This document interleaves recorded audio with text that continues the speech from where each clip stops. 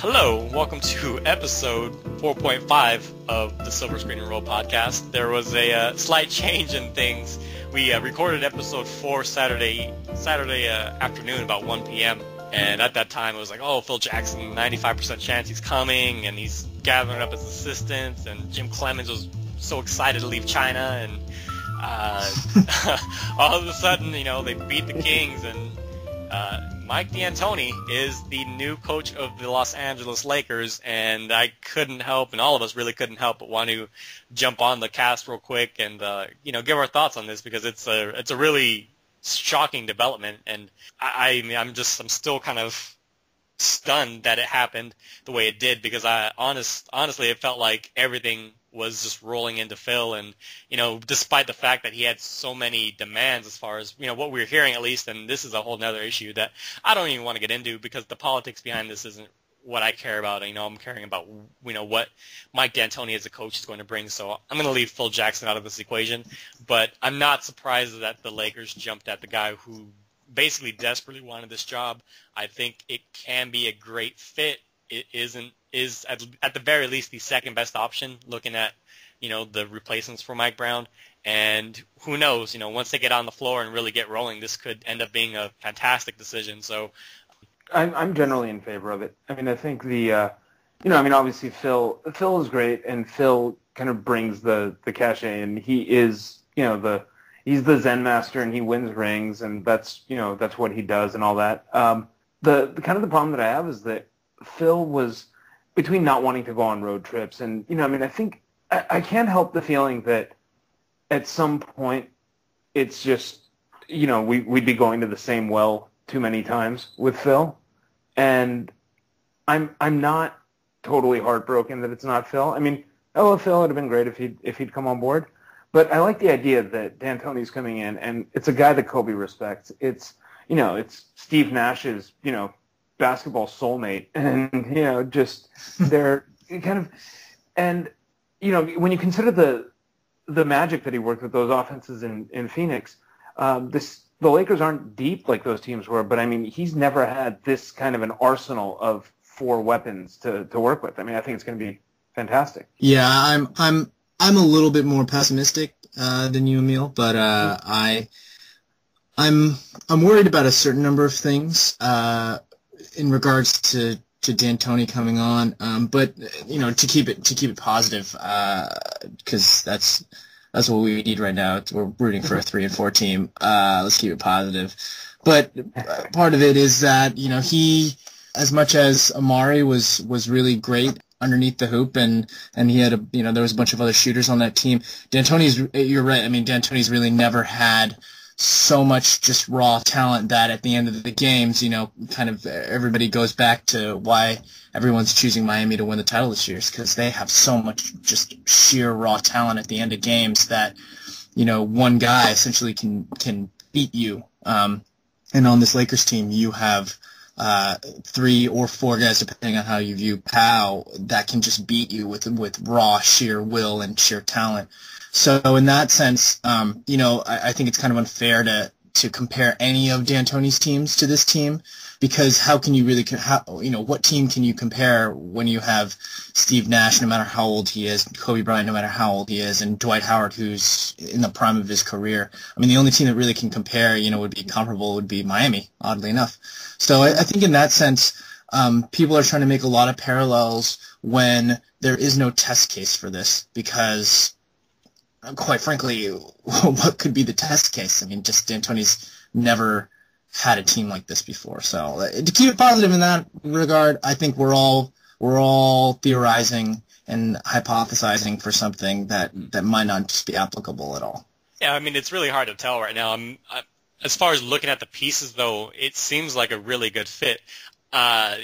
The funny thing is though, a lot of people still, want Phil and all that, but we really don't know how Nash would have worked in the triangle. We touched on it pretty heavily, actually. We talked about it very deeply in the last podcast, actual episode 4, where we thought, even if you put Nash in the triangle, Phil would make it work. And I think the same thing applies to Mike D'Antoni, is that it'll be easier for him, actually, even to bring his he's obviously not going to run 7 seconds or less. Let's just put that out there. There's no chance he's going to try to run that with this group of guys. But he can still work within those types of parameters as far as principles of the game. And, Nash is, a bit older than the time he was with Phoenix, and Pau Gasol isn't exactly a gazelle, and Meta World Peace isn't the fastest guy out there, though last night, I don't know if you saw, but he got out on the break and went up for an alley-oop, which was ridiculous. Over someone. Yeah. Who was he dunking over? I don't even know. I would hate to be that person, though. I should know this. It's a trivia question. When was the last time Ron Artest freaking posterized somebody? But, he could still apply a lot of those types of run-and-gun type of situations and let Nash kind of roam the floor.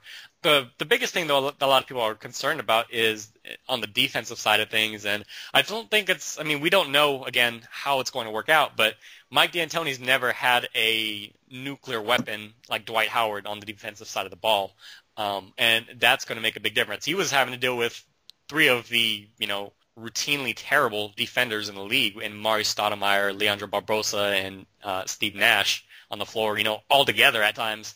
This is a completely different group of personnel for him to try to work his defense around, and he still has to bring in his assistant coaches, and it looks like Nate McMillan is going to be in the mix, and I wouldn't necessarily call him a defensive-minded coach, but I think he's a solid piece. I mean, he was a head coach consideration, to some, so the fact that if we could possibly bring him in as an assistant would kind of be a coup.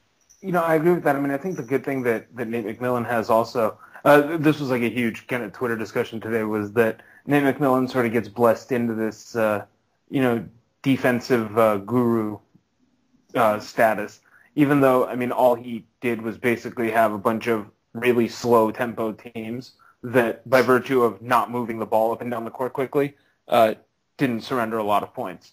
But the one great thing that he does bring to the table, is that, by all accounts, I think players, Raymond Felton and Jamal Crawford notwithstanding, seem to enjoy playing for the guy and, seem to enjoy interacting with him. And he's got experience with the Olympic team. He's worked with Dwight before. So, I think the sort of that built-in familiarity will be kind of a big upside for him. Yeah, I always really liked Nate. I liked his patience. And kind of the way that he was able to, as you said, got those guys played really, really slow. But he always got those guys to do what he wanted them to do. I know they were never fantastic defensive. I think Arnovitz today said that they topped out at 13th. I think something like that, like 13th in defensive efficiency. So, mid-teens. Yeah, so it's not like they're bringing, they're not bringing aboard Popovich or anything like that. But in terms of, the guys seem to respect him. He seems to have a rapport with players, and they seem to do what he wants. Aside from Jamal Crawford and Fat Raymond Felton notwithstanding. I like that. I think, defensively, again, it's been, as everybody said, everybody that has a blog or a Twitter account that cares about this league, it's, the reports were way, way overblown in regards to the defense that D'Antoni played on, or that his teams played on those Phoenix squads. I think most of them were pretty middle of the pack. Nobody was. I don't think anybody was in the 20s. They were kind of, as Emile said before we started recording, they were kind of in the middle third of the league. So that's really important to note, is that it's not like these Knicks teams in the last 3 years. For all the kind of heat that the Suns took for being just an atrocity on defense, and Drew, I think you touched on it. Amari Stoudemire is awful on defense. I think that's a compliment. Yeah, at his best. Yeah, exactly. Now he's, who knows? But Leandro Barbosa never guarded anyone. Steve Nash at his best has been sort of, a subpar defender. And so, I think even with that lineup, he had a passable, a decent NBA defense. And if you can sort of supplement that with kind of this off the charts, incredible offense, I think you're in okay shape. Yeah, that's a great point. I think the offense is obviously what the Lakers have decided to focus on as a team, as a philosophy, and Mike D'Antoni is clearly a great offensive mind. Those Suns teams were historically great on offense, and he now has not Amari Stoudemire, but Dwight Howard, who is, was the best pick-and-roll finisher in the league last season, which is heavily documented. And he has Steve Nash, who he knows how to use. I mean, this is giving him tools to be a virtuoso, basically, as a coach on the offensive end. I mean, this is just I think it's a great match. I really do think this is going to benefit almost everybody. This offensive system brings to the table that just in general, the offensive philosophy under Mike Brown was, very vanilla, and there was no, they would go big on occasion, but there wasn't really a lot of even experimentation and kind of discovery of what kind of versatility the roster has. And I think that's one thing that D'Antoni will really kind of fiddle with, is play some small ball, and now he's got two dominant bigs. And so he'll probably have, I imagine, some really creative big lineups as well. I guess the other thing to touch on is the longevity, I guess, that Mike D'Antoni can bring. I think his contract is for 3 years. I thought originally it was slated as 4, but it came up that it's 3 years. With a guy like Dwight Howard, who's going to be hitting free agency, you want to have a sense of consistency going onwards that he's going to be comfortable signing along with. Do you think Mike D'Antoni, if he's able to implement let's just say not even 7 seconds, a solid pick and roll offense with him and Steve Nash, Dwight Howard and Steve Nash, do you think that's going to give, or I guess ease any questions Dwight Howard would have about a long-term stay with the Lakers? I think maybe this whole thing kind of, I think it actually kind of goes, it might seem like it was a negative thing, but I think it kind of will embolden Dwight. I mean, especially, I should say maybe if it works out, in that, this is a kind of team that even when things seem worse, it's not as bad as it could be, because this is the Lakers, and because this organization is able to do just simply amazing things in midseason. I mean, Mike D'Antoni is a guy who was under consideration for, all sorts of managerial jobs this past offseason, and kind of, if I remember correctly, just didn't really feel the need to come back, wanted to take a little bit more time off. And now here he is back, as soon as he hears this job is open, he's like a dog who hears the car rolling up to the house. Like, he's like, oh, a job's available? No, I just had knee surgery 7 minutes ago, but I'm fine to coach now. So, I think in a way, this kind of tells Dwight, look, we got this. We can make bold decisions. Phil Jackson, from everything I've read, it seems that they just didn't think Phil would do as good of a job. And they didn't like how he was indecisive and kind of was like, well, let me think about if I want this. Whereas D'Antoni was just, kind of punched it and said, yeah, let's roll. So I think in a way this kind of emboldens Dwight to say, hey, these guys can really make a decision, as opposed to Orlando, who, that organization teeter-tottered on him so many, not that he didn't do the same, but they kind of didn't really make a decisive decision one way or the other year to year to year, whereas the Lakers are kind of just pushing buttons left and right and with a smile on their face while they're doing it. So I think this definitely does help him to stay. In terms of basketball on the court, I mean, who knows at this point? There's so many variables with how much, and D'Antoni has talked about incorporating more defense and getting defensive coordinators. We just talked about with Nate McMillan and things like that. So it's just so hard to say as in terms of the on-court product. I think I just have a hard time saying yes or no to that. Yeah, I mean, I think to your point, I mean, I think, the Lakers are so proactive and decisive. The effect on Dwight, like you alluded to, I think is going to be that, hey, these guys mean business. I mean, there's no one sitting around wasting time. And I think and we sort of touched on this in yesterday's podcast as well, the way this team is constructed, at least right now, it's not constructed in a way where there's really a whole lot of time to waste. I mean, you can't fritter away a quarter of a season or a half a season or an entire season like you would, if you had sort of a younger core or, So I think this is actually it is a positive step. I mean, it's basically saying that now Phil is the ultimate sort of, short-term solution, but to kind of go through the courtship with Phil and have it not work out and have a really good sort of backup plan. And this is an outstanding backup plan. Right. Exactly. I think that has to send a really good message. Both great points. I'm not going to spend too long on this. We did an hour and a half podcast the other day, but I do want to touch on, we're looking at a lot of the positives, but we do have to acknowledge the negatives as well. I guess the biggest concern is going to end up being the defense, but I don't necessarily think that will be the case considering the personnel. However, I do worry about the offense working as far as having the guys to spread the floor in the open court, and the possibilities that the Lakers could make a move with Powell also concerns me because I think obviously Powell is a great talent still, and I've always hated the thought of scrapping him for less talent. That just kind of makes role players fit. But I do think if push comes to shove and the offense isn't going the way it should, which, worst case scenario, I think Powell will be scrapped to find maybe a stretch three. What's your guys' biggest concern with this whole situation? I think it's the depth. I don't think the D'Antoni hire creates any new problems for the Lakers. I think the problems are as they were.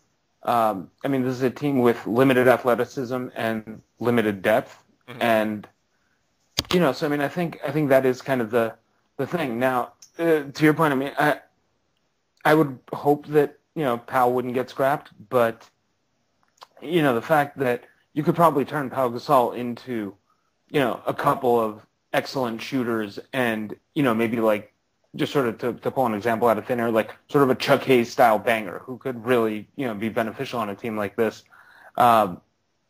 It's I guess that's another thing. It's a good option to have in the Lakers' back pocket. Mm-hmm.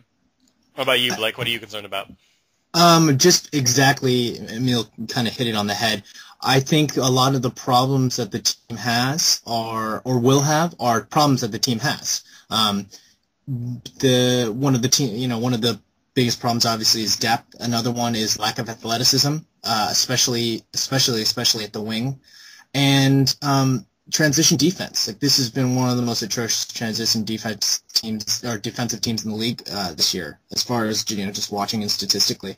And I think that the problem is that all of those are weaknesses that are really exacerbated by D'Antoni and the type of offense that he runs, and the type of defense that he plays. In that, a lot of the Suns, as we just talked about, a lot of the Suns personnel were really young guys and young and athletic and could run and could get back and that kind of stuff. And this isn't that type of team. This is not a young athletic team, which lends to the fact that they're not very athletic on the wing. They are allowing a lot of guys to go past them and just kind of hoping that Dwight picks it up when they get towards the hoop. So I think in that sense, this team is going to look even worse in terms of transition defense. And in terms of depth, we were just talking about if Artest's shot aren't falling, if his shots aren't falling, that's a depth problem because we don't have a lot of other guys that can make those shots. Nope.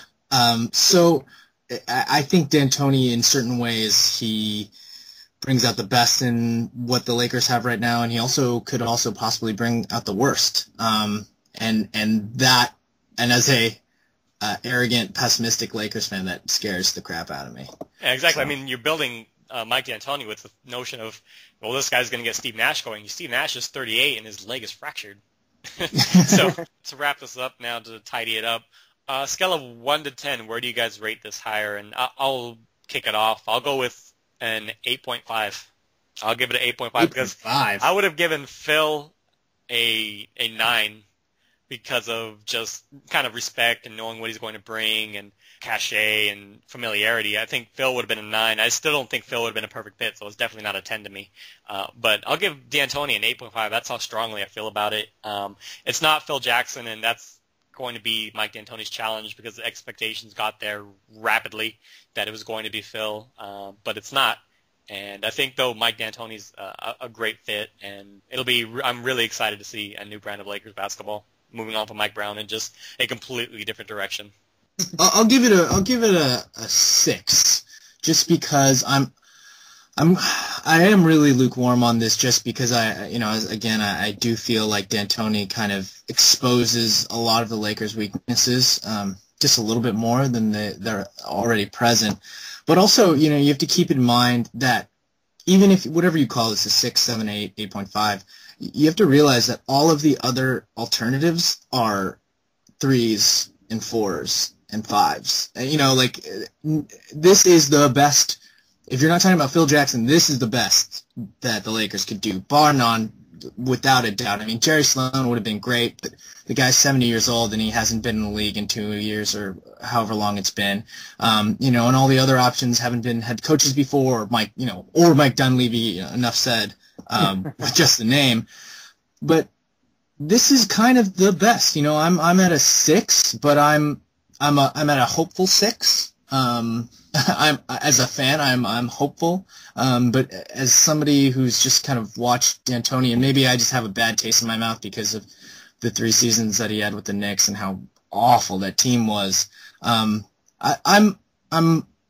okay with it, more so than I was when I woke up this morning to 17 emails and 3 text messages. So Drew, I'm a little bit more in line with you. I'm probably in the I guess if I had to put a number on it, I guess 8.5 is probably pretty good. I'm a strong 8.5. I mean, I think this is kind of it's an exciting coach that brings in an exciting sort of brand of ball. I mean, for so long it's been, even after a while, sort of we got used to watching the triangle year in, year out. It was fantastic. It won rings, and but you sort of got used to it, and and then Mike Brown came in, and the offense was just kind of uninteresting. And it's going to be fun to sort of watch. I mean, the man is a great offensive mind, and he's, reunited with basically the best maestro he's had of his offense. I mean, I know Nash is banged up right now, but, assuming he sort of gets nursed back to health, I mean, I think this is sort of the perfect engine. And you kind of factor in the fact that this is a guy that Kobe likes and respects, and Kobe's going to buy in, and Kobe's got such a great sort of basketball mind as well. It's hard to see them not sort of really coming together to put together a really an excellent offense. And defensively, once Dwight Howard is healthy, the Lakers will be a solid defensive team. I mean, I think it's as simple as that. Okay, I'm with that. I'm kind of in line with you, Blake. You're the keeping it even keeled here. But I very rarely keep anything even keeled. But Emile, as you said, I think it's really important to point out that the team, or all the most important parts of it, I don't really care what Darius Johnson or Earl Clark did, but all the most important parts of the team seem to be on board. They seem to be buying in, as opposed to Mike Brown, where it was just like, it was such a fight for those guys to even, you could just hear it in Kobe's proclamations, even supporting Brown, of just kind of like fighting to find a way to say nice things about this guy. But in terms of, D'Antoni, it's just like everybody's in. Obviously, Nash is there, him and Nash take naps in hammocks together or whatever. And, and Pow's a very, very smart guy. I mean, of course he's going to fall in line with this. And, Dwight's a young dude who wants to go out there and dunk and block some shots and do all that kind of crap. So I'm sure he's fired up about it. He sounds fired up about it. So that's great. I mean, and of course Kobe wore the number 8, because Mike D'Antoni wore that number. So, that's the part about it that makes me most emboldened, is that all these guys right off the bat, not middle of the season, but, in the midst of a season, are all down. And that's awesome. That's great. I think it's that. I think it's to that point. I mean, I think the infusion of enthusiasm is going to count for a lot. Yes. I think these guys are going to want to go out there and go out and ball. And I mean, I think the one thing, we only mentioned Dwight, I think, kind of in passing, as far as kind of the defensive force that he can be. I mean, Dwight Howard is the most devastating pick and roll scorer in the NBA. And, once Nash is back on the court, he'll be it'll be the best pick and roll scorer, the best pick and roll trigger man, playing under the best pick and roll coach, and it's Jerry Sloan. So, I mean, it's kind of an ideal scenario for that, that little union. I guess any other things you guys want to throw in this before we close it down? Because I'm pretty much all talked up on this. I feel freaking exhausted over these. I mean, we did record this podcast on Saturday, and you guys both said, like, it felt like it's been like a week since we've talked. It's just been such a crazy media cycle, and it's just kind of Emile said it. It's just such a microcosm of what the Lakers are in just such a jarring fashion at this point. It is. I mean, it's like it's one haymaker after another with this team now, and it's fun. You know, I mean, I guess this beats the hell out of rooting for Yes, the Milwaukee Bucks, yes. right? This is gonna be a lot of fun to watch. Like, as much as pessimistic as anybody wants to be and talk about defense and bag on this, there's no question that this is gonna be so much fun. Like, this is gonna be awesome. I mean, this team is gonna score so many freaking points, and they want to talk about Lob City down the hall. That's not going to be anything compared to what is going to happen on this Lakers team. It's going to be crazy fun. It's just going to be insane. And I'm worried about the defense, but I'm not worried about the offense. Not even a little bit. No, it's going to be great. It's going to be exciting, fun basketball again for the fans and for the players, just to kind of go out there and, like you guys were saying, just go out there and ball and get up and down the floor and just play the game of basketball without having to stress so much. And Kobe said it like he kind of threw a dagger at Mike Brown. He's commenting on what Bernie Bickerstaff has done well, and he said, he stayed out of the way. And I think that just proves like how laborious this time has been. So it's a new era of Lakers basketball all over again. 7 games into it. So it's exciting, and I'm very excited to see Mike D'Antoni as the new coach of the Lakers. Is there any word on when he can actually walk around and I think he said he's going to try to land on Wednesday and hopefully introductory by Thursday, so he can potentially play the Suns on Friday. I believe he is walking around his house, so theoretically, I think it's more about travel. So if the man can walk around his house, he can get up and down from a chair, even if it's with a cane. Even though that wouldn't be a good look, I'm sure he could do it. I could see Mike D'Antoni with a cane. That's perfect. It goes well with the mustache. He just needs a monocle and a top hat. That's what I love it. Man, instead of the Pringles, man. Yeah. I feel so bad for the Suns fans. It's like it's one more indignity that D'Antoni's first game as Lakers coach comes against them. At least Nash won't be there, right? Oh, I mean, just watch. Nash is gonna Nash is gonna kick it off too. Recovery, and just be so excited that D'Antoni he'll just play on one leg, he'll just hop around and bury the Suns the whole game. He'll still drop a 15 and 15 on him. Yeah. I just picture Nash walking into practice and throwing everybody's playbooks, no triangle, no Princeton, my coach is coming in, this is gonna be great. I just see him just rubbing it in everybody's face, let's do this, this is going to be so much fun. I'm envisioning, sort of a players-only meeting just tonight with, basically Nash kind of at the chalkboard, telling everybody what's up. He's like, don't worry, Mike's going to be here in a couple of days, but I got this. Here, let me give you Seriously. This is episode 4.5 because episode 4 got sabotaged by the Bus family. I want to thank Emile from Hardwood Hype and Forum Blue and Gold for jumping back on at such short notice. Thank you, Emile.